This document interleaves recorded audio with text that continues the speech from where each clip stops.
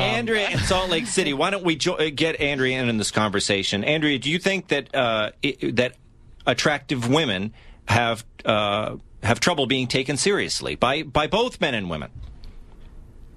Absolutely. That's why I address, kind of more on the frumpier side, because I really need to get my point taken seriously. And well, it's true. No, that is, and it's funny, Andrea. But women do dress down. You know, it's almost in stand-up comedy, for instance. Andrea, you're a fan of stand-up comedy, right? Of course. You probably noticed the women in comedy, it's not like they get up there in the cocktail dress looking their finest. They dress down because they kind of want to be like rough and tumble one of the guys. Am I right? Yeah, that's definitely true if you want to follow the pack.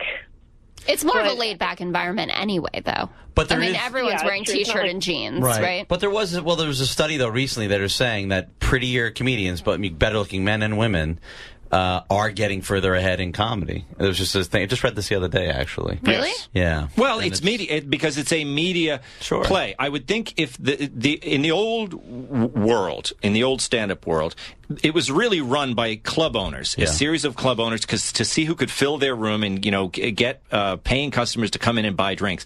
Now it's almost an afterthought for a comedian, the clubs, because they don't want to make their living in the clubs anymore. They want to be a media star, so it's now a media thing. It's very different. Hey, remember Roseanne was not. You would not call her a classic beauty. And remember, 30 years ago, she had a huge TV show, huge sitcom. That was not looks based.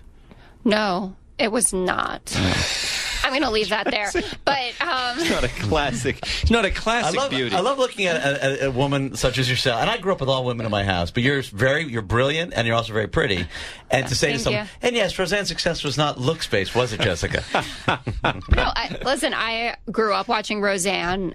I thought it was hilarious. I watched a few of the reboots and also liked it. And I think that portraying families and side of American life that is not the common thing that we're looking at in TV is incredibly important. That's why I think she really screwed up here, because she gave up an opportunity to do something important. But on the successful comedians being good looking, I mean, think of people it shows, he doesn't anymore, but like Louis C.K. is not particularly hot. Sure. Kevin James is not a... Jim Gaffigan. You know who I think is so...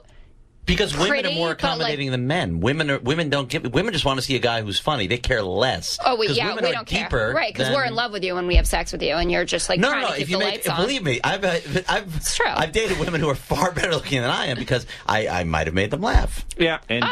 Yeah.